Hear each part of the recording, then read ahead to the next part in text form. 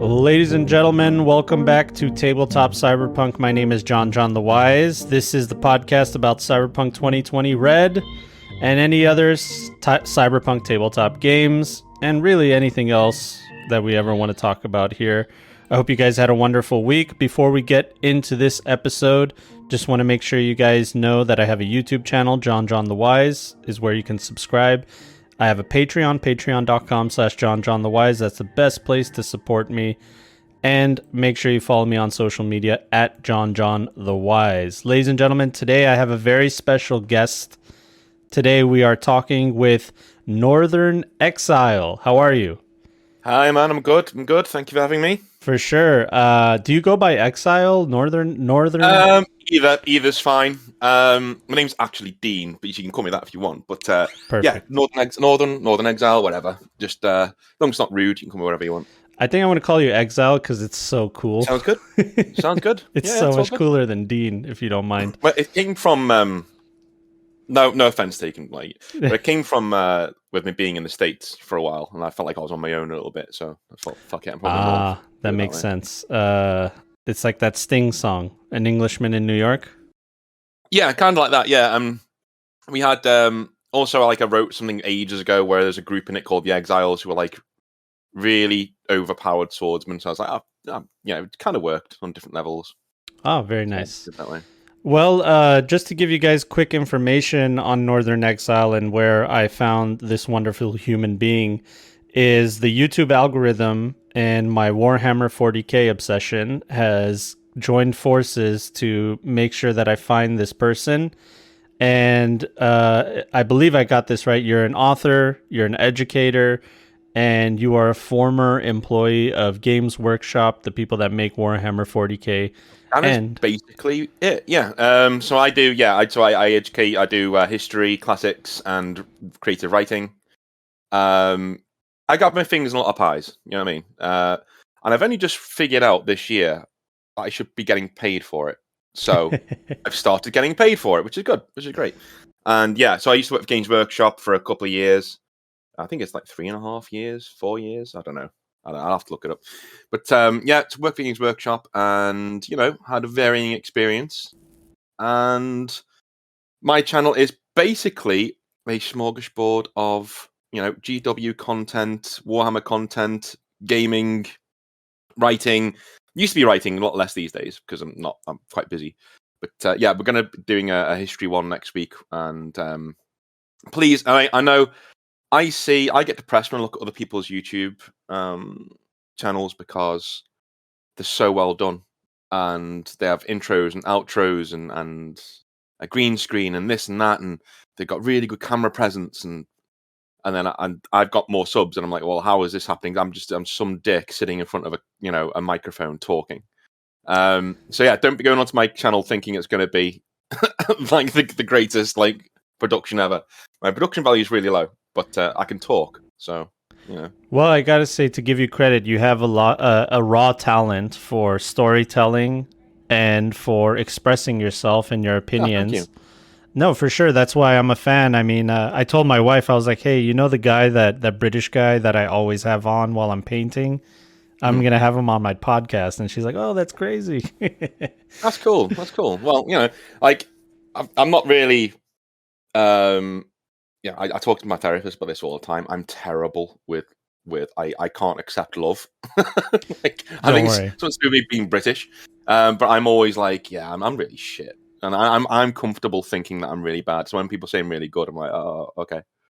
Yeah. So if I don't react, that's me doing that rather than me going, be getting awkward or whatever. No, I totally feel you on that. I love giving people compliments. Because if I genuinely like them, I want to let them know, like, hey, you're awesome, you're doing great, and I'm a fan. But I'm the same as you. Getting compliments, like 1 or 2, okay. After that, I'm like uncomfortable. Mm-hmm. You know what I mean? Most definitely. I mean, I think after a couple, you are sort of like, okay, what's the ulterior motive here? Like, well, 1 or 2 maybe.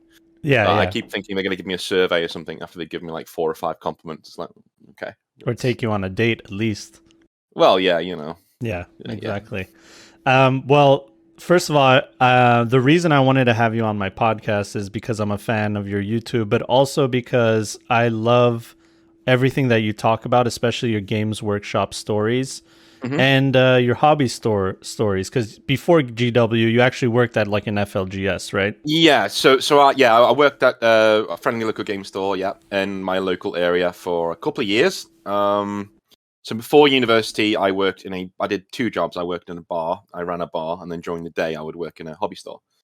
So yeah, I've seen the hobby top down, left, right, inwards and outwards. You know, good and bad, over the last 10 years or so, and it's an eclectic bunch of people. Oh yeah.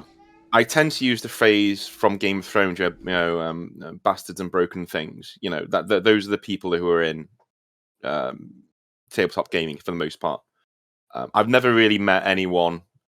Actually, no, I have met normal people, but even those normal people have something about them. If you know what I'm saying, not bad, just like they've got their own quirk.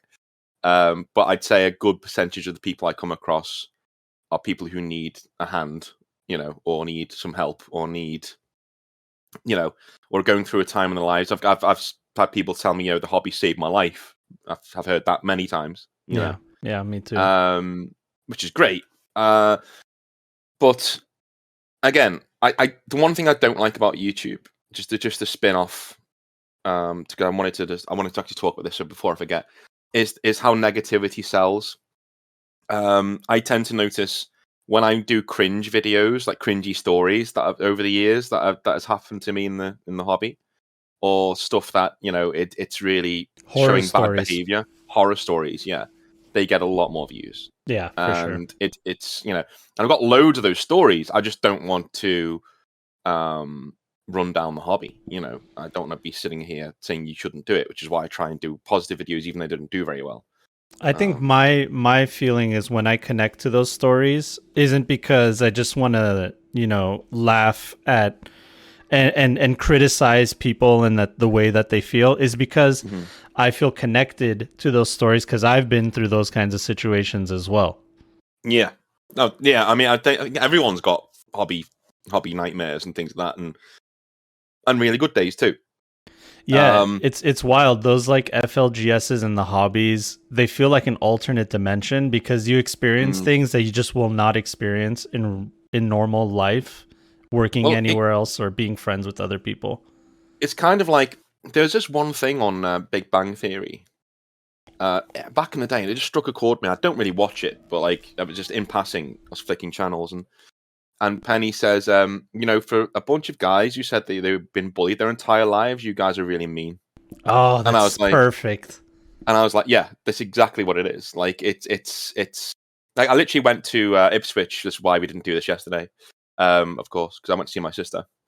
I had a meeting in London as well, but I went to Ipswich afterwards. It was a So busy we day. went to we went to a friendly local game store down there just to play some Pokemon, which sucks, by the way. Oh no, I think I'm just really bad at it, to be honest with you. But like, so we walked in and every single head turned around and just stared at us, and it was just like, okay, we Outsider. sat down, exactly, yeah, or woman, you know, Oh um, yeah. There's that too. and it's just crazy. But there are good and bad parts to it, of course. But yeah, that is something that I really wish would go away. That tribalism of this is our place. Why are you coming in and affecting our place? Not that I don't get. I mean, I talked about gatekeeping a while back, and I basically said, if there is gatekeeping, it's the best kind in the hobby at the moment because you've got to self-police. You've got to say what's acceptable and what's not. And being welcoming to everybody is counterproductive for the most part because you're going to be your entire things. You're not that thing anymore. There's nothing wrong keeping your thing, whilst inviting people who want to share in that thing. So I think that's why, again, we just had a bit of drama on the Discord just yesterday about different people with different opinions and political stuff and things. I don't know what you do with your Discord. If I don't know whether you ban politics, but I'd have a complete ban. Like we Yeah. just don't talk about it. No, we're the same. We're the same. We're just Yeah. like, hey, everybody's different, but we all share one common thing. We love this game, this hobby. So when you're here, we talk about the hobby. Anything else, leave it at the door. Yeah, I mean, hobby is amazing. I tell you what, I don't know whether you've done a showcase or anything yet, but some of the talent even in my own Discord, which isn't that big, but some of the talent I've got in there is incredible. Like It's some of the insane. stuff that they're producing. Yeah. Yeah, it's amazing. I mean, as from like art to coding, like straight up making programs and software or websites for tools and stuff. Like we got the whole gamut of that kind of stuff going on. Well, we went. We're actually going to. I've not even announced this on my channel yet, so this will be a first. But we're doing an open source RPG, tabletop RPG, where we are literally going to have the entire hobby. All the people on the server are going to contribute anything that they want to this open source RPG. So settings, rules, or the setting, rules, background, art, 3D design, web design, everything. And we're going to actually have a published piece of work at the end of it that people can. It's for free. It's pay what you want, and all the money's going to go to a mental health charity in the UK.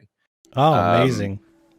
Yeah, so that's going to be. It won't finish until like summer next year, and I want to go to Germany. I think I think I'm planning on Nottingham for Warhammer World, Germany for people in Europe, and then America. I want to to meet people and say thanks for doing and I'll give everybody a physical copy of this thing that they're out, and it can go on your resume. I was a developer on this project, and it was actually got published. Here it is. Here's my name in it, sort of a thing. So it's all about getting so people are going to be paid by getting a credit. Essentially. That's great. That's super ambitious. I hope it really it pulls through, man. Yeah, I mean, I will. The interest has been. I was thinking, well, we'll get like 4 people, and that'll be really great. We've got about 64 people at the moment who are all different backgrounds, different things that they're good at, different skill sets. Yeah. So it's getting to the stage now where I've not announced it yet. I've just talked to people about it, but I think I'm gonna have to. I'm gonna have to start giving out responsibility, so I can just step back a little bit and say, okay, you guys have fun with this, and I'm gonna go over here and Yeah, see, my thing is when I really want a project to get going, I just tell people about it, and then now I'm like held responsible to my word. Yeah, exactly. So now it's like I have to do it. You know what I mean? That's what I do. And whenever I do a video, if I'm umming and ahhing about a video because I can't be bothered doing it, normally I'll say I'm doing it, and then a few days later I'll be getting messages. Where's that video? Okay, yeah, sorry. Where's that video? Leave me alone. Yeah. I'm busy. Yeah, exactly. I mean, I'm not bothered. It's a good problem to have. Yeah, for sure. I mean, my channel.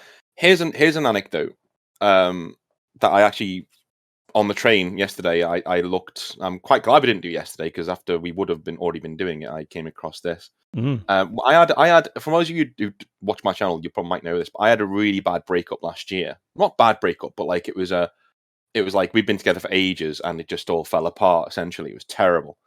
Anyway, my channel growth literally started that weekend.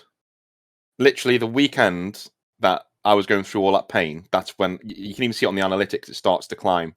And then it really climbs, and then it really climbs again towards like November. And it's been steady since then. It sort of tapered off and now just steady. But it was really weird seeing, like, I wasn't even doing that much content.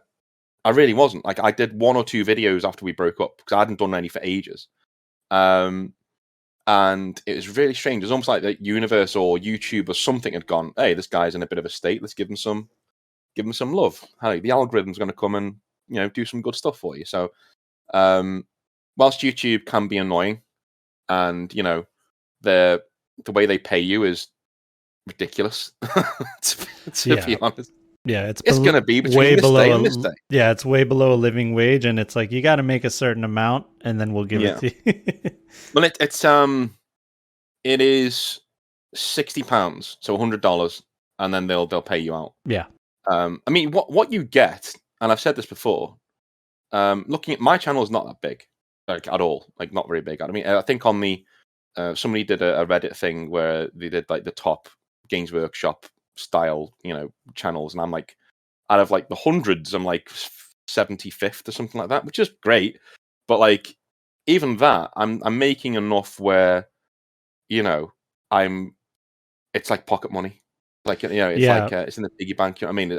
It's not enough to go out and spend, but it's just there. So, for your time. Yeah, the money I make from YouTube and Patreon basically just feeds back into the hobby and the channel. Like I can get microphones, I can get the new products that come out and talk about them and stuff like that. Yeah, exactly. I mean, I'm never going to be that person because I really don't like spending money when I don't have to. Mm-hmm.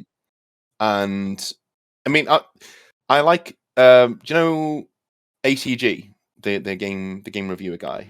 ACG sounds familiar. He's like Angry Centaur Gaming. He does. Anyway, he's pretty cool. No. But he buys a game. If you're going to review it, he'll buy it because he gets a code anyway. But then he'll buy it and give it away, which I think is pretty cool. I'd do something like that. Yeah, but not with the GW release because the prices are getting. Who's got that kind of money? Yeah. Well, yeah. I mean, they're taking the piss at the moment. To be honest with you. Yeah. The thing. Just a little to diverge a little bit, but not really. The thing I love about your channel and your stories is on surface value, it might look like, oh, I'm just here to badmouth GW and their practices and everything. But really, that's not it on surface level. It is on surface level, but once you like really watch all the videos and listen, you're not actually badmouthing GW. You're badmouthing the corporate part of GW, the middle management that basically ruined the hobby. Yes, I mean, I've gone out on a limb and I've said before, I love Games Workshop as a place and as a group of people. And whenever I speak to people who I know still work there, they watch the videos and there's been only one complaint at head office where somebody was watching me in the office. And they were told to not watch me in the office because it was inappropriate. So if you think they don't see you, they do. Like I'm tiny as a YouTuber, but they do. There's an entire team dedicated to seeing you, to gauging what the reaction is, and gauging what . So, but the reception, apart from that one instance, the reception has been wholly positive. It's like, oh well, thank you for, not just GW bad. Similar to like the Trump thing, when there's people saying "Orange Man bad," that phrase. Yeah, they were like, "Yeah, thank you for not doing that to us," and like actually like coming down. Because when it's like having a sibling, when they're stupid, you just tell them, and you're like, yeah, because nothing changes otherwise. Well, there's this thing that like logically is a bad thing on paper, but then it gets spinned by corporations. Yeah. To not be that, and it's like, hey, are we in the same universe? I mean, this is a bad all around. What's going on, Well, at the end of the day, they don't want to piss you off because it hits them in the wallet. But the thing that annoys me about the current state of the hobby is that they're never punished. It's kind of like the people who I've brought it up last time in my last video. I think the people who ruined FIFA and Madden for everybody were the people who kept giving them money, even though they were stripping content away from the games. They kept buying these team packs and they kept, throwing money into the gambling mechanics that shouldn't have been there in a game aimed at kids as well. And so there's no punishment. So why they're a corporation? They're not people. Yeah. This is a zeitgeist thing. It's not going to change unless they can see. The only metric they see, 1, growth, sustainable growth, 2, money. That's it. Yeah, infinite growth. That's what a corporation is all about. Infinite growth, whether it's logical or not, at whatever cost.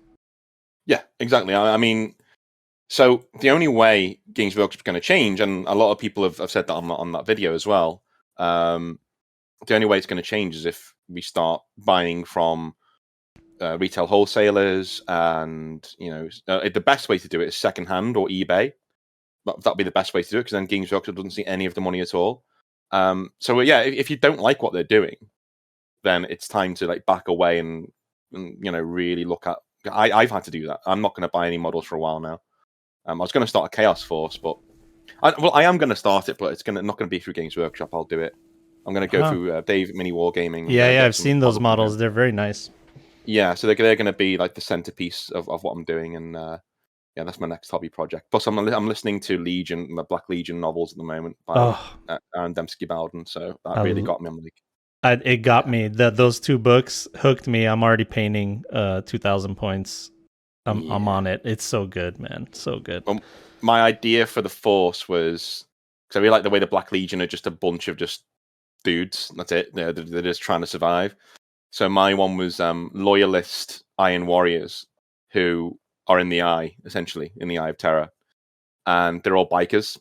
Because they're really good with mechanics, they're fixing their own bikes and they're modding their own bikes, and they're so they treat them like horses. They're actually their little And I had this idea for a book or a short story where these guys are mercenaries, so they're not for against the Imperium or they're for money essentially and resources.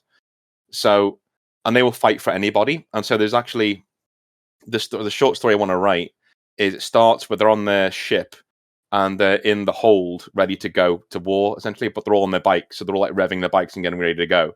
The ship lands, the ramp comes down, they just like stream right out, right into a bunch of chaos dudes, and they just fucking murder them for an Imperial world because the Imperium hasn't turned up, and so they went and hired these guys.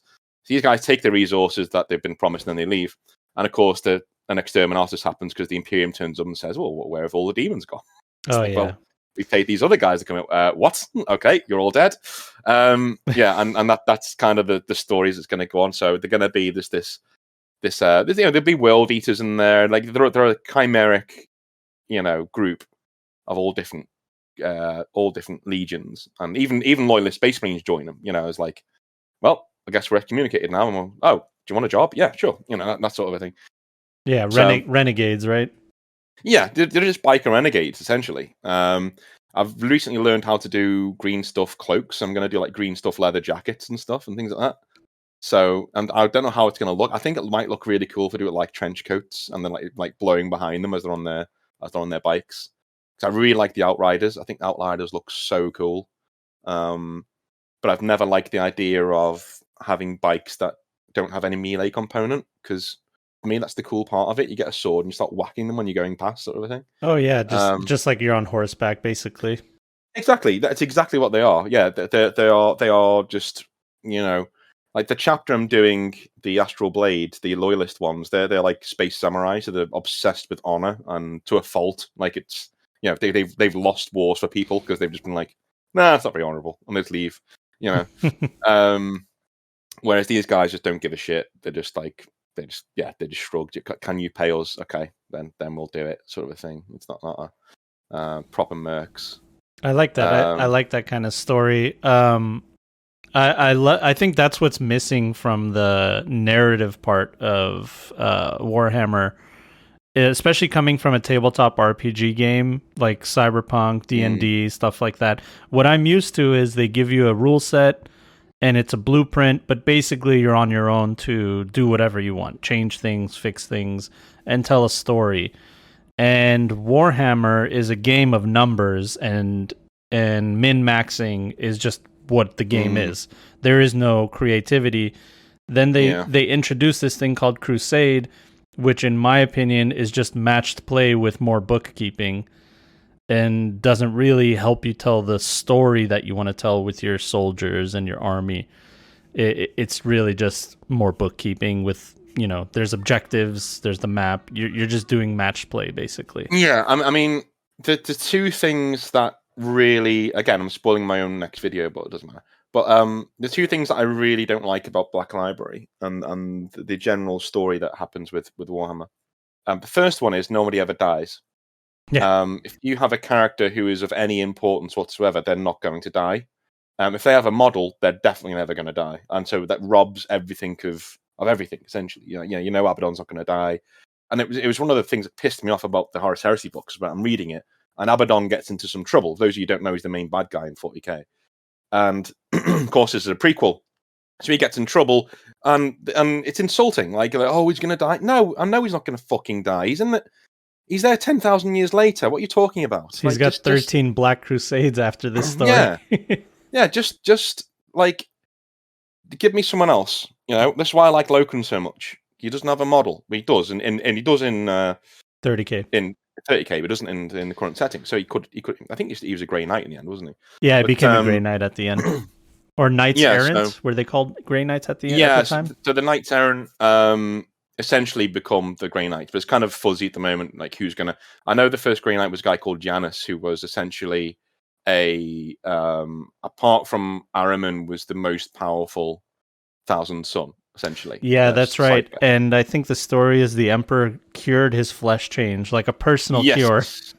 And then he had a shard of Magnus's soul placed in him, and he became Janus, like this merged being. Oh, So basically, there's a psyker of psychers, essentially. amazing. Yeah, Thousand Sons are my dudes. I liked it, but I wanted Loken to be the first Grandmaster. It would have been really cool. Mm-hmm. But he's not a psyker, so why would you do? But Thousand Sons, I really like how tragic they are, which is probably why Black Legion works so well, because the lead character is a Thousand Son. And it's from his perspective, which is amazing. Yeah, Iskandar Khayon, isn't it? Yeah, who is the main guy. So I like books like that. So that's one of the main things I don't like, is the fact that they never kill anyone off of any import, and it robs the amount of times two people duel and then they stop and walk away from each other. It's like, what was that about? Like, just one of you should kill the other one, and that's it, and have them dead. This model's still there; you can still play with him, Yeah. So, and the other one is there was the robbing of stakes. That was it, and also I'll get back to the other one. Sure. Yeah, no, I mean, obviously, I'm a huge fan of the stories. I love everything about the hobby, and my Cyberpunk fans, I'm sure, are super annoyed. They might even be annoyed that I have you on my podcast. That's fine. Well, we can talk about Cyberpunk. Like, I've been reading Cyberpunk since I was 12. So, No, we'll talk about whatever we want. I'm not afraid to have any kind of conversation, to be honest with you. Fine. I really do want to talk about the whole corporate aspect, because I work with Artel Saurian Games very closely. They've been monumentally helpful in the growth of my channel. I do a podcast with somebody that was one of the designers of the core rulebook. They put me in the core rulebook. My name is in there.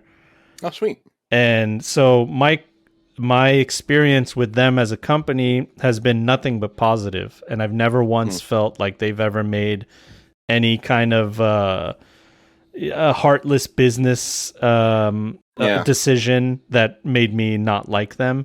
I do tend to see that tabletop RPG companies are very good especially with people like yourself, because they recognize it for what it is. It's free publicity, and they're actually really good at sending out freebies, which I didn't know. But like, there's really small channels out there, like way smaller than yours, that are getting free stuff. Yeah, like the collector's editions of things and things like that, to show it off. And I just think that's really cool that they do that.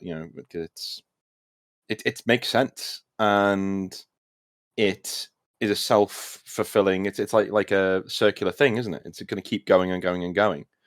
It's something you cultivate, basically. You just keep watering the plant, it keeps growing and bearing fruit, and you just keep doing that. Yeah, I mean, I wanted a while back to do something with Shadowrun, but the rights to it is just a shit show. Like, it's that and Conan. Those are the two things you can't get your hands on. Not because they don't want to give it to you, because they just don't know who owns the stuff. They're just like, well, this person owns 2%, this person owns 1%, this person. So you got to go to all these different people and say, can I do a Shadowrun game? Can I do a Shadowrun? Can I get some content stuff? Some freebies or whatever. And you just don't know who to go to. It's just crazy. And I love Shadowrun. It's like one of my favorite things ever. Yeah, from my Discord, I never played Shadowrun personally. I never liked the marrying of the fantasy and cyberpunk. It kind of takes me out of both. I'd rather separate them. But I totally respect everybody loving whatever they love. But from the fans of Shadowrun, I think what I've gotten from everybody is this last edition that came out was not enjoyable. They didn't like it. No, they felt like they didn't put any care into it. Yeah. It felt like I think Shadowrun works when you pare it down. When you start going crazy with the magic and the elves and the this and the that, that's when it starts to really impact. I love Shadowrun when it's written by a book called Neverwhere, what David Gaiman wrote, and essentially you don't talk about the magic stuff. It's just there. It's in the background, but it's not right in your face. Do you know what I mean? It's like Mhm. this cool stuff that's there, and you world build like that. You know, It's like woven into cultures and stuff like that, yes, basically. yeah. So there's no like parrot, like archetypal. This is this, and this is this, and this is this. Let me give you all this exposition. It's more, oh, this guy just does a magical spell. Okay, fine. Yeah, something Cool. that And was then you move passed on. down to him from his generation. It's like a generational magical spell thing.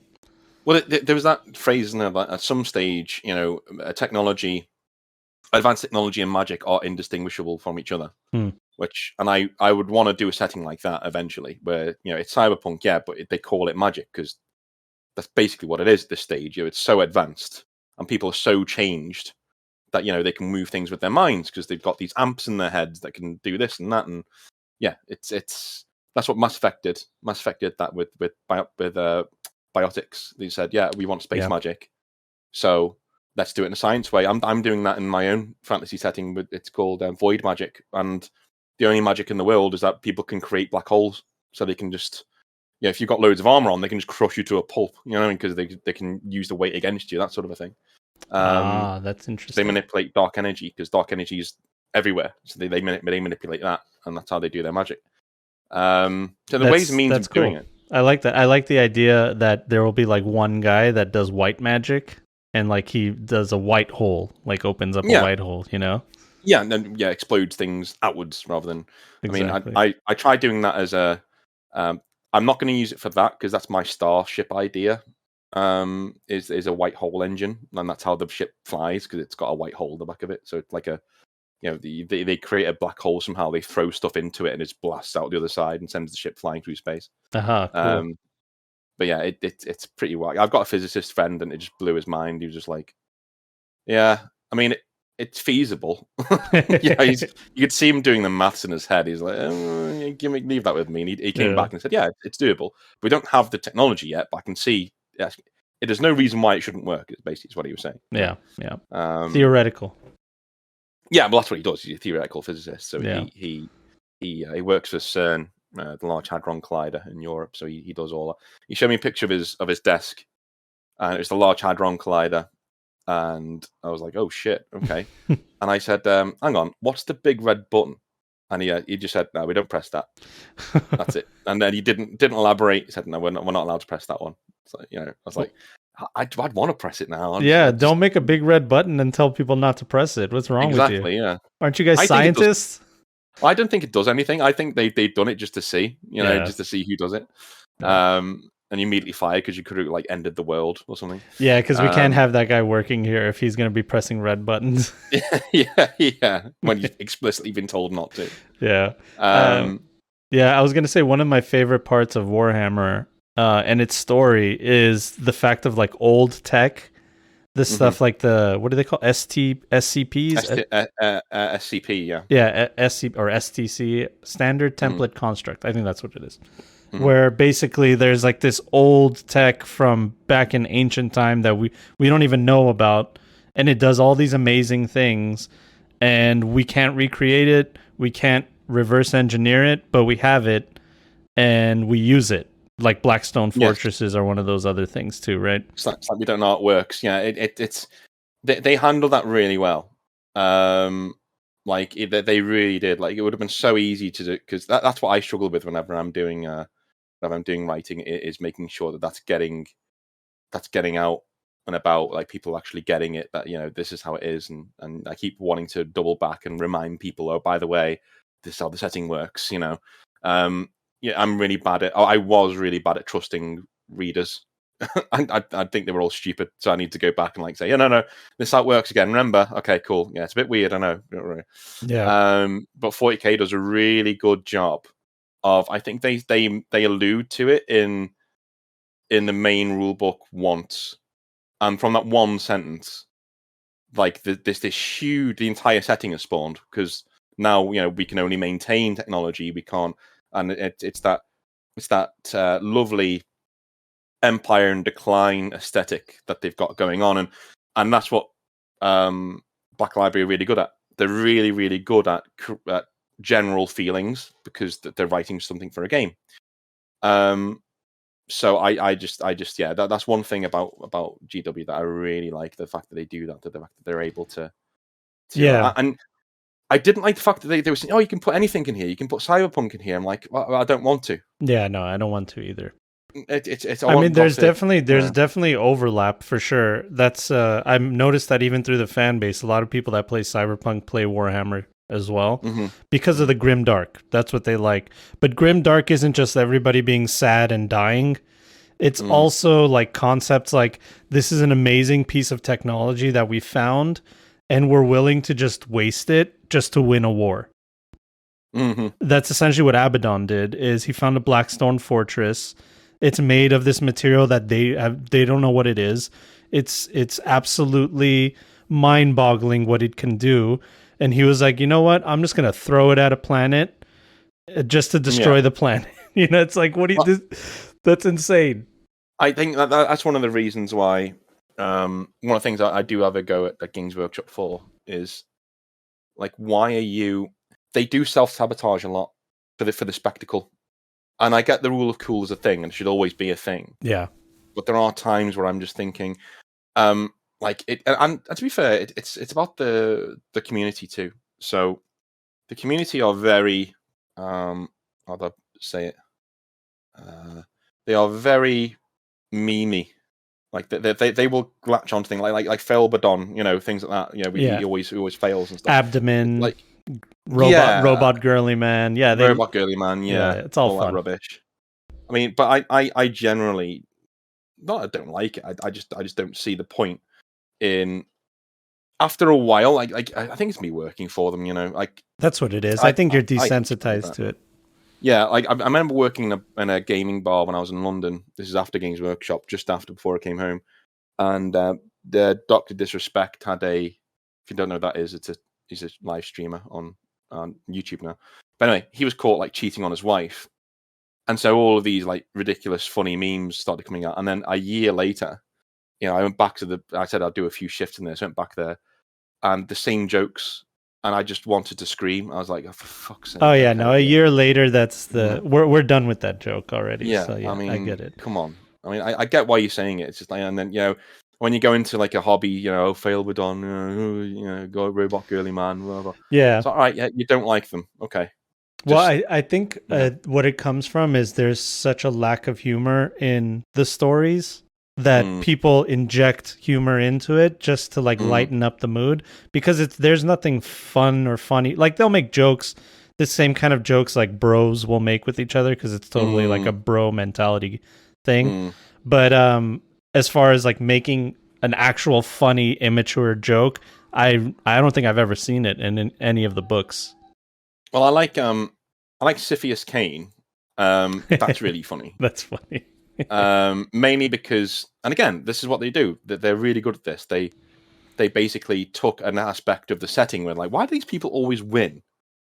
You know, why do they never lose? Why does the Imperium never really lose? We tell people they lose all the time, but we don't give them any examples. Yeah, you know, and it's just this character who just tries not to be in any sort of wars, but it's almost like there's an invisible hand guiding him to like step into the wrong thing. You know, like he'll step backwards and step on a toe of like a Chaos Legionary who will then step backwards and fall off a cliff. You know, and he gets all the credit for killing him, sort of a thing. Yeah. But there is a very interwoven thing, and that it's actually the Emperor who's pushing him along and like putting him in all these like really weird positions so he can be his instrument of fate. And I really like that, the fact that, you know, he doesn't always work. And I think Kane says, yeah, he said, you know, what do you think the Emperor's like? And he goes, well, I know he's got a sense of humor because look at my life. You know what I mean? Like, and I think that's that's my canon. Like, I want the Emperor to play little jokes on people sometimes because he's just bored. You know, he's just like he's just Astronomicon all the time. Just to do that. That's all he cares about. And and of course he does like really serious stuff and he tries to save the Imperium and all that. But sometimes he just goes, you know what? I'm just going to fuck with this guy. It's going to be really funny. You are now my pet project, and there's nothing you can do about it. You know, I really like that duality of fate and things, and whether things are supposed to act that way. It's just great. Yeah, in my opinion, the real stories in Warhammer, they come from the first captains of the legions.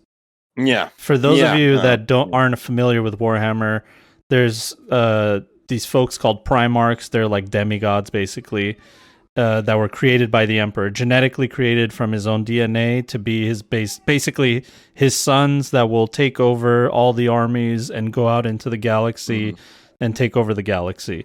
And on surface value, you're like, oh, so the story's about the Emperor and his sons and their troubles. But really, I find most of the story to be the first captains of those sons. So those sons all have a number 2 that is just like a regular space marine that they took under their wing and said, "Hey, you're going to be my number 2." And those guys have to pick up the pieces every time the Primarchs make a mistake, or anytime their legion is doomed, everyone looks to them like, what are we going to do here? You're the number 2, you know what I mean?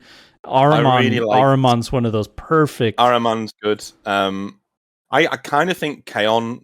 So Kaon and Talos are very similar. If you've ever read the Night Lords novels, I haven't. No. Right. So Talos is the main character, and it was said that he was really close to Nighthaunt, who's their Primarch of the Night Lords. Mm-hmm. But of course, he wasn't the first captain. That was Jago Sevatarian or whatever his name was. But I really like the fact that they're expanding that cast of characters now, and they're going, okay, well, because to be honest with you, the Primarchs, you should never have a Primarch point of view chapter in any book. No. You shouldn't be inside their head. They should be this other thing. That's this remarkable, Yeah, you should be relating to the first captain where you're like, all their frustrations are your frustrations.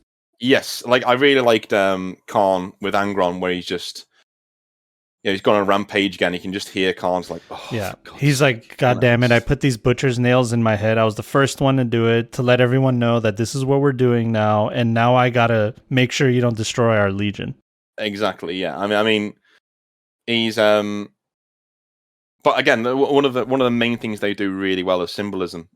Sometimes they can go a bit heavy bit on the nose. Yeah. I think that's because the genesis of all that stuff was back in the day when it was brand new, like no one was doing it, and now it's like, oh, really? This guy's Jesus? Oh, really? This guy is the guy from Berserk, Fulgrim. You know what I mean? Oh yeah. Well, they're not even trying with that one. Like the more I read of Berserk, I'm now on. I've nearly finished it actually, but considering it's finished now, but unfortunately, but yeah, like the more I read of Fulgrim, the more I'm just like, did they just straight up rob this guy? Oh, they copied, copy paste. Like they owe Kentaro Miura so much fucking money. Because this is ridiculous. They haven't even changed his armor. They've made it more 40k, but it's still the same armor. Yeah. So I've started really liking Berserk, to be honest with you, because like the chapter master of my own chapter is called Kentaro. He's after the writer. So it's a really cool thing to get into. Yeah, see, and you came from a place of inspiration, and you're like, I really like this character, so I want to pay homage to the character by naming my chapter master or first captain. Yeah, I mean, the Space Samurai, they hate Fulgrim because he destroyed a load of their gene seed and basically made sure that the entire thing's they're going to go extinct eventually. Yeah. And so this guy exiled himself from the chapter and he's gone hunt him down. Obviously he's not going to succeed and he's never going to succeed. That's the whole point. But he goes anyway to try and this lone swordsman chasing down Fulgrim. So it's basically Guts going after Griffith. Yeah, sort of thing. Exactly. So it mirrors that way. But he doesn't look anything like Guts, obviously, and because I'm not that brazen and I'm not a corporation that can seemingly get away with stealing people's intellectual property, whilst on the flip side, policing it. China. But that was when I think that was the terminal velocity of the old GW, when it was either going to change or die, was when they tried to sue people for using Space Marine. That was the moment in 2012 where, okay, this is going to go one of two ways. Either this company is going to fail or somebody needs to take it over and start, And fortunately, Kevin Roundtree came in and took it over, and, he's been net good. Less good recently, but net good. Yeah. For the company. I've met him a few times. He's a nice guy. Like it's always listens to feedback and stuff, and he's a mean 40k player. He's really really good. Ooh. But yeah, like if you can ever get to Nottingham to go to the head office, you will see there is a guy there, and he is always wearing a. So how do I put it? It's a Bullet Club, like sweater, like a zipper, like a zip up sweater. If you see that guy, that's Kevin Roundtree. Like that's literally the guy who runs the company. The CEO. Like, he always wears the same shit. Yeah, he always wears the same stuff. Yeah, I really love that story that you shared of basically meeting him without knowing it was him, and you guys chopped it up talking about Warhammer like two fans. Yeah, he does it all the time. Like he'll go to people and just be like, "Oh, so what do you think of this new release? And do you think it's fairly priced?" And blah blah. And he tries to not give it away, and then he'll make a mental note and go back, "Hey, that they don't like this, they don't like that." And so as I say, like if you don't think you're being listened to, that's not right. Like the Games Workshop do listen. It's just as you said before, there's a middle management there, and there are lots of shareholders there who are going to push you in one direction and not want you to do anything else. They want you to make money and make money and make money until the cows come home. Yeah, I mean, I've worked for a corporation of similar, I think bigger size. It was a big cable company. I used to sell cable door to door. It sounds horrendous. But it's one of those jobs. It's a revolving door. Like you come in, you do poorly because you're set up to fail from the beginning, and then they're like, "Hey, you're not doing a good job. We got to let you go," and then get a new guy and pay him less. Because that was my last year at Games Workshop. Yeah, was that I didn't get fired. Like I got so they offer they basically said, "Oh yeah, do you know that job you have? Yeah, do you want to apply for it again?" But oh yeah, no. I remember you said this. That's crazy. It's like no. I wasn't aware I had to apply for my own job again. So I did anyway, just out of spite. And then they called me and said, "Look, we were thinking about going in a different direction. you did mention that you wanted to leave. Do you still want to leave?" And I was like, the fact that we're having this conversation, yes, I want to fucking leave. It's such a waste. What is that? Yeah. I mean, to be fair, I think if I'd have said, I really want to stay and make a go of it, they'd have been like, "Okay, you've got 6 months, and if you're not happy, then we'll get somebody else in." But the store was doing fine. It just wasn't. So the first while, like the first, I'd say year, it was doing a roaring business, like really, really, really well. And then it went down to essentially like my YouTube has, like for 4 or 5 months, it was doing really well. Now it's just tapering off and net positive, but just steady. Yeah. And that was that store. They opened a trade account. A trade account, for those of you who don't know, is a store. It's basically a friendly local hobby store where they sell Games Workshop stuff as well. They opened one of them, or they allowed one to open a couple of streets away from me. And of course, they sell all of my models at 20% off, and I can't do sales. So, when you say set up for failure, yeah, I mean that was, I think the store's closed now. When I checked it out the other week, I don't want to say where it is because I don't want to get anyone in trouble. But yeah, a nearby Warhammer shop just closed in our area too. For those of you that are not aware of how these Warhammer stores work, a lot of them are just like one guy. He runs the whole store. He's the only singular employee there, and he makes a commission off of the sales from there. He can't advertise because GW doesn't let you advertise. You can't make a Twitter. You can make a Facebook group page, that's about it. I don't know why they let you do that, but they don't let you do anything else. But that's neither here nor there. But then you got Amazon, you got the friendly local game store, you have 3D printing, you have eBay, you have all these other options for people to buy models for a much cheaper price. Mm-hmm. And then this manager gets yelled at for performance, basically. Yeah. Like they're getting more bang for their buck, essentially. But I think also we are in the last throes of Games Workshop being a retail business on the high street. I think we're starting to see now them transitioning into being more online focused, and I think they're going to trim down. I think I said this in another video. They're going to trim down the amount of stores. So like every major city in the US will have one. and every major city in the UK will have one. Whatever country you're in, a major city will have one store, and it won't be for profit. It'll be a recruitment store. Yeah. And you can order stuff online, but it'll be mainly for recruitment. And I think that's how it's going to go because of 3D printing. I think 3D printing next 10 years. Other people are a lot more optimistic than me and say it's going to be in 3 years, but these are people who have, again, it's the attitude of nerds. I have it, so that means everyone has it. No. You were able to afford a really good 3D printer. You were able to spend $700, $800 on it because you've got that much disposable income. That doesn't mean everybody can, right? Yeah, Nobody, most people are not in that situation. I think it's going to take about 10, 15 years for that to come around where everyone's got access to good, cheap models. It's also not super user-friendly. Like, you have to know how to clean it, how to maintain it and stuff. It's a whole thing to get into 3D printing. I'm never going to do it. Well, I will eventually, but like, as far as I can, I'm not going to do it. Yeah. Because I just can't be bothered. I just can't be bothered. And I like, there's something about the experience of buying a box of models and like having it in your hand and be like, I'm going to create something really cool with this. That I don't think will ever go away, and I think that's why they will still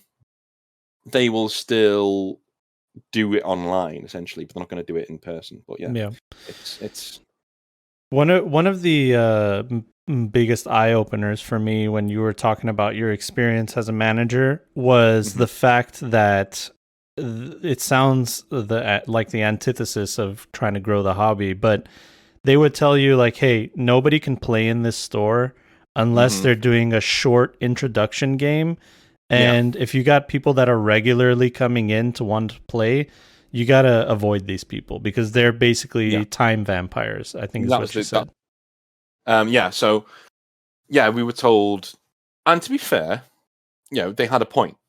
There were many customers at the store who didn't give me any money at all and would just come in and sit down and do their models and go home. Which is, it's a free country, you do what you want, but I'm running a business and I want to keep my job. Yeah. So and that's not helping me keep my job.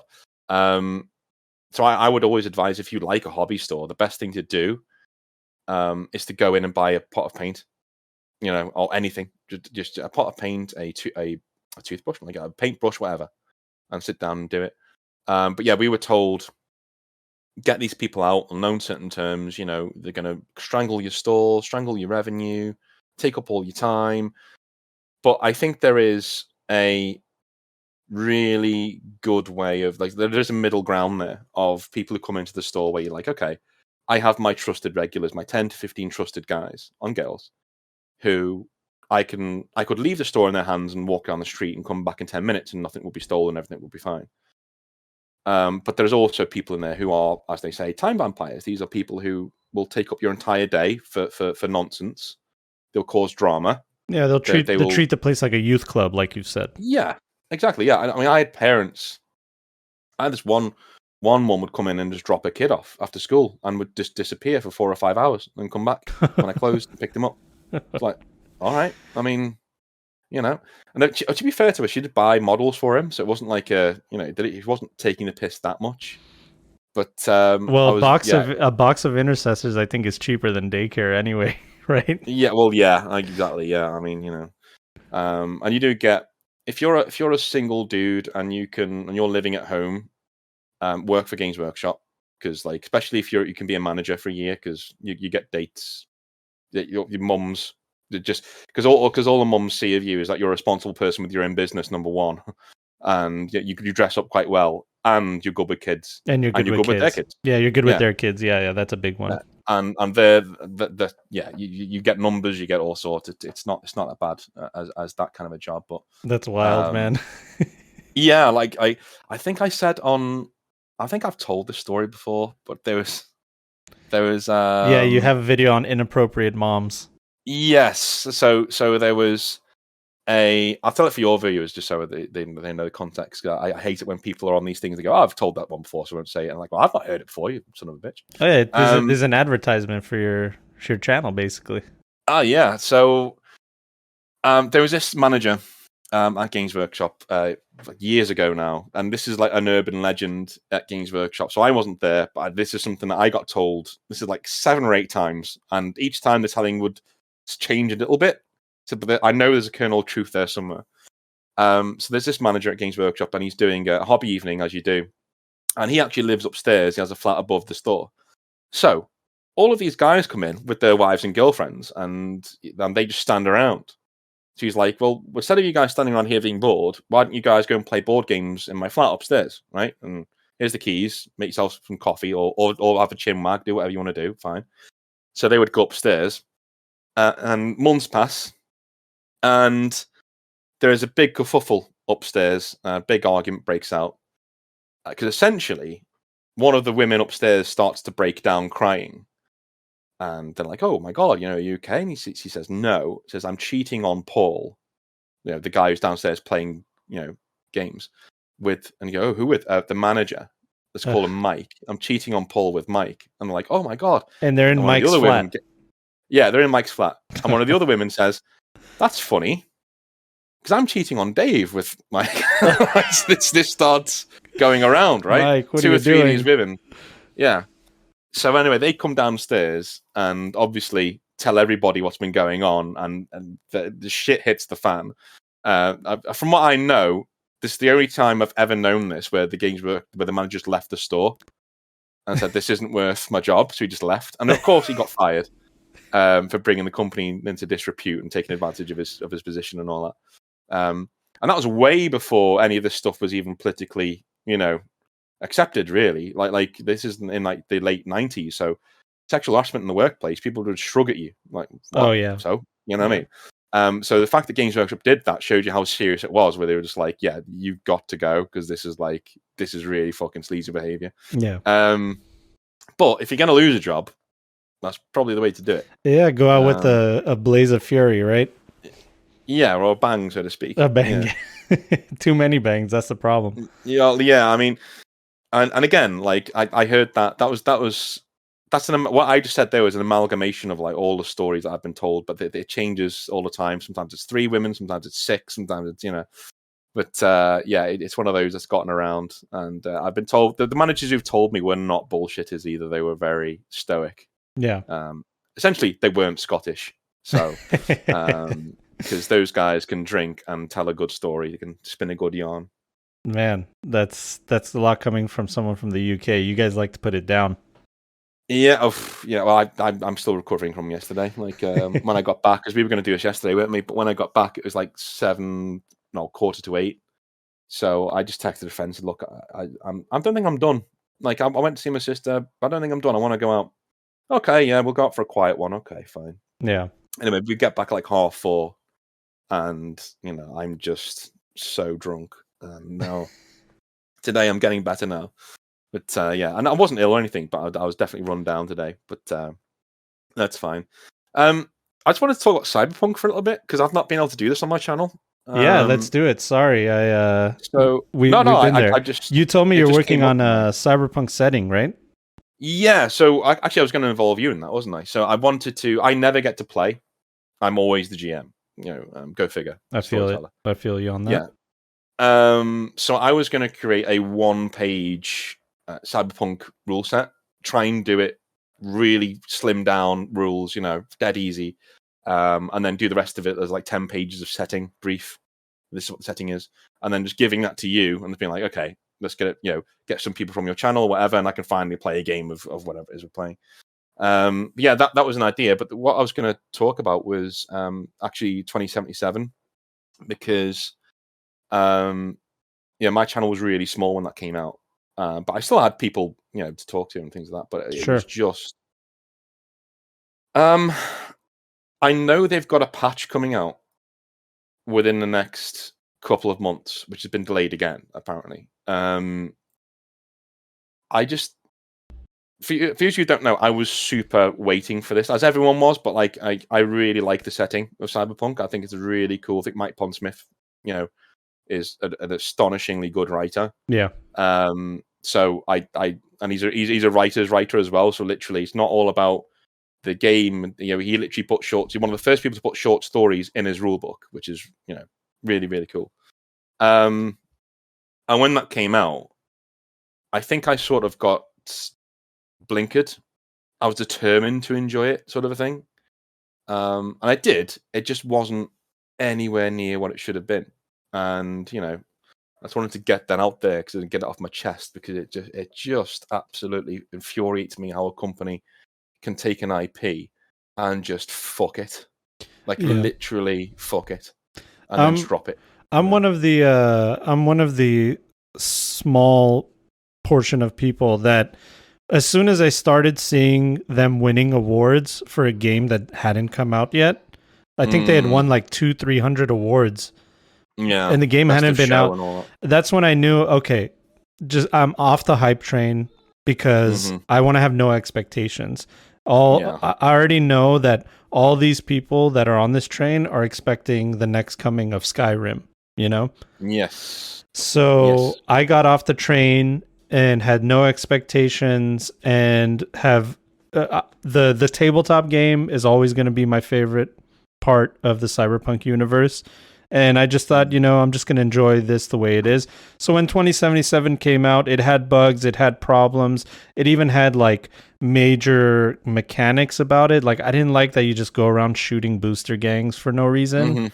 That's not something you do when you play the tabletop game. You'll just get killed, going around. Yeah, I mean, I really like, what I was expecting was a simulator of, with a central story, of course, but like a simulator of the cyberpunk setting and what you do and living your day by day.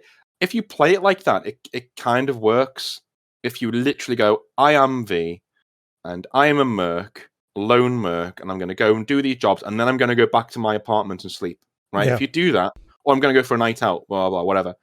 If you do that, it kind of works. But if you dig like a millimeter below the surface, it breaks apart. It's done. Like you are now completely playing a video game, and it isn't what you know. And one of the main things I was taught when I was we would have gone to like courses when I was younger for writing and stuff, is when you are designing anything that has to have buy-in, like suspension of disbelief.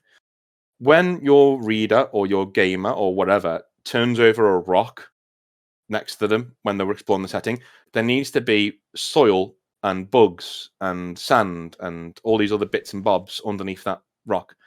They shouldn't turn that rock over and see set dressing, or like a wood panel floor in the studio you're in. And that's exactly what Cyberpunk is. Like, the minute you examine anything, it breaks.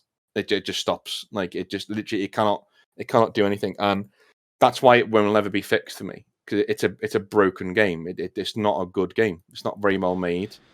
Well, I think they focused on the aesthetic, which is very nice, and it's like a dubstep first-person shooter action simulator thing set in a cyberpunk world, is what it feels like. And while it has like a lot of amazing moments, and I do think the main storyline is actually intriguing, I do feel like this is they missed a little bit of what the magic of cyberpunk is. Well, I think they changed it when Reeves came on board, didn't they? I think that was the big rumor, is that they had a story in the can all ready to go, and then Keanu Reeves said he'd do it. Basically, they never thought they'd get him, and all of a sudden he's in there, and they're like, okay. So they wanted to make him a star. So they put him front and center essentially. Yeah. But I just thought, how cool would it be if he's just there as Johnny Silverhand, and he's not dead, he's just there, he's just walking around, because Rogue's there.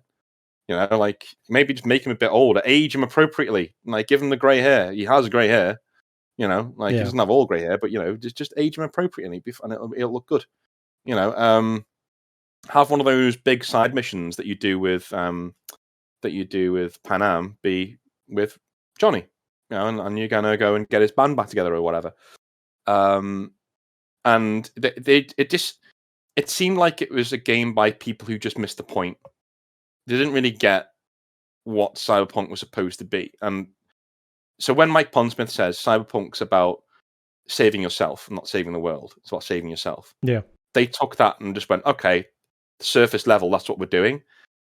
And just misses the point. Like it's so intrusive. Whenever you get those glitches that happen in your vision, and you're like, for fuck's sake, it's like the game reminding you, don't do too many side activities. You're going to die in 2 weeks. Yeah. Do you know you're going to die in 2 weeks? Yeah. Hey, like poking you. Do you know you're going to die in 2 weeks?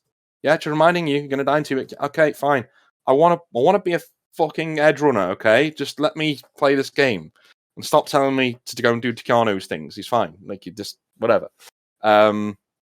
So yeah, it was kind of like the Fallout 4 treatment, where go and find your son. No, I want to go plant potatoes. I know. Just well, I worked out how to do Fallout 4. It's actually really well written, and people don't give it enough credit. If you play the game obsessed with finding your son until you meet Sean, right? Who's now obviously An older and whatever. Yeah. If you play it until you get to that point, and then you do the open world stuff, that makes a lot more sense. Because you found him, and you're like, my life's been ripped away from me, and I have nothing else to live for. My character in Fallout is always a really nice guy until he meets Sean. And then he turns into a fucking... He turns into Kellogg, essentially, through grief. He turned into this hard-nosed arsehole. Not that you can be an arsehole, but if you could, I'll not help people. I'll go out of my way to, kill people if they look at me wrong, certain things. He goes down a really dark path, and I love that. And I think the game's set up to do that, and people just thought, they thought it was more like Cyberpunk. Basically, they were not. They didn't do it. It's interesting that you mentioned Kellogg, because I feel like Kellogg is the perfect Cyberpunk archetype for character. Yeah. He's the guy he's just a grizzled guy that is just good at what he does, and whether he lives or dies, I don't think he even cares, because he's kind of like checked out. I really like him as a... Do you know he's the same voice actor as Thane from Mass Effect? Oh, I didn't know that. I find that out the other week. I was like, shit, you serious? And then looked it up, and it is the same guy. But yeah, weirdly, they had a better judge of character of what a Cyberpunk character should be in a video game. And he's the archetypal edgy edge runner, essentially. He just doesn't really care about anybody. He just wants to get on with it. When you play the tabletop game as a player, the way it feels is like, okay, I got to rely on myself, I got to survive, but that doesn't mean I can't have allies, because if you don't have allies, you're literally on your own, and the lone wolf gets killed in Cyberpunk. Yes, I mean, I like that. I like the fact that it really hammers down on, you need to be a team player. You can be as edgy as you want, and you can be as sitting off in the corner as you want, but at the end of the day, you're not going to get paid. You're going to die. And I think that's the other thing that I didn't like about Shadowrun, is that the consequences never seem to really hammer home. It's not that kind of a setting, Like the best part of, again, spoilers if you've not played Dragonfall, is when Monica dies at the start, right? Because she's a really cool character, and you're getting to know her. And my character was actually in a romance with her. You can actually select how you know her when you're talking to somebody else. And I thought, it'd be pretty cool if they're like ex-boyfriend and girlfriend. So I was like, she's an ex-flame, and she needed help on this job. So here I am. And they kill her off, and it was such a cool moment, so horrific. Like it just because they were like, what happens when you jack your brain into this thing and then it fries your brain? Yeah, it looks fucking horrible. It doesn't. It's not a nice way to go. But Cyberpunk takes that and really hammers it home. Like, life is cheap, and you're one of billions, and no one's going to miss you. And Night City is an awful place. No one's going to miss you is a big one. Yeah, no, that's Cyberpunk. It's high tech, low life. That's Cyberpunk in a nutshell. It's why it's one of my favorite genres. It's high tech, low life. So, we have all these amazing things, but just like everything else in human history, it's sequestered and it's put over here for the rich people, and you're not one of those people. That's why it's called Cyberpunk. It's not called Cyber Office Worker. Like you're a punk. Like, and I think that's what CD Projekt Red didn't get right. They focused on the punk. It was very punky. Yeah. There wasn't enough cyber in there for me. The main archetypal protagonist in Cyberpunk is a solo, basically. Like, you can play as a net runner, you can play as a tech and all that, but you're just a solo the whole time. You're just a guy killing people. But Cyberpunk, what's amazing about it is while everybody's trying to survive, they all survive in their own different way. The edge runner is like a mercenary that goes around killing to survive. The corporate signs on a dotted line and signs their life away so they can live in a corporate zone and feel some semblance of safety. And the nomad is like, I've checked out on civilization. I'm just going to go live in the elements because there is no government. It's all fake. It's all it's just an illusion.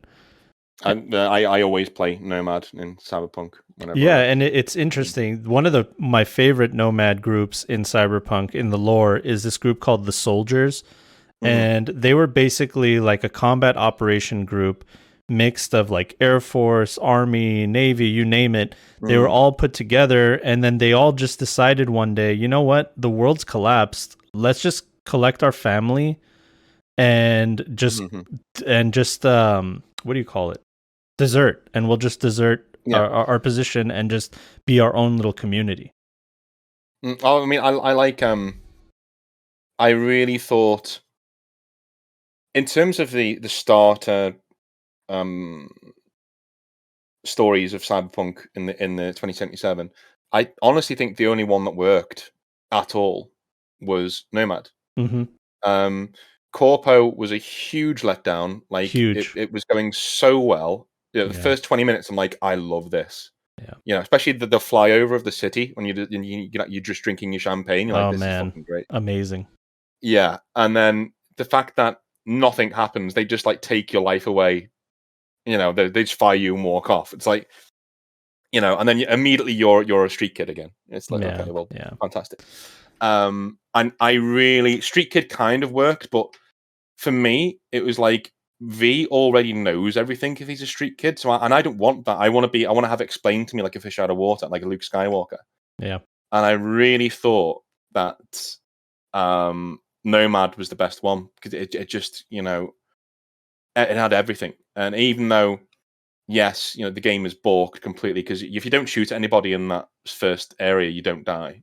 Like they just drive off. Nothing happens. Yeah. The Nomad visiting the Cyberpunk city, they just look around and just like laugh at everybody and there's stupid problems. There's like, I'm over here trying to get water and food and resources, and you guys are worried about a vending machine giving you your rations.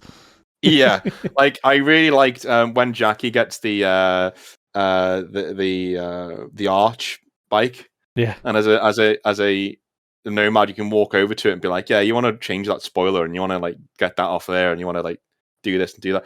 I actually really role play when I'm in those sort of situations. Like I'm like, I will walk around slowly the bike like I'm actually inspecting it as he's talking, And the next let's play I want to do is of Cyberpunk, where I act out the actions of what V's doing with my head motions and things like that, and so it actually looks like a movie when I'm doing it.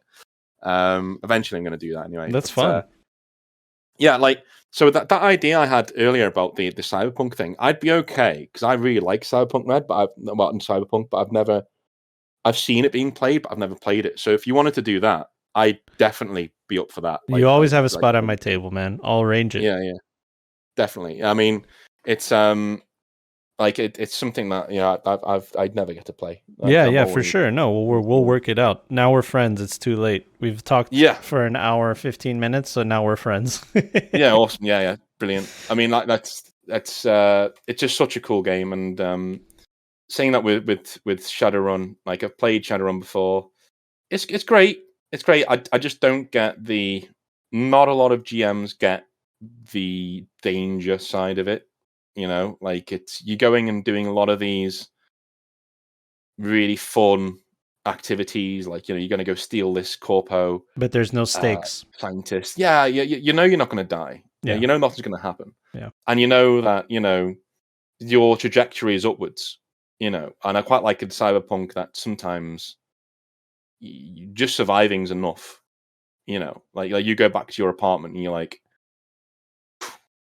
okay. Yeah, it's funny in a violent, grimdark world of Cyberpunk, a setting like that, you'd expect like a lot of gunfights and stuff like that, and there's obviously that fair share.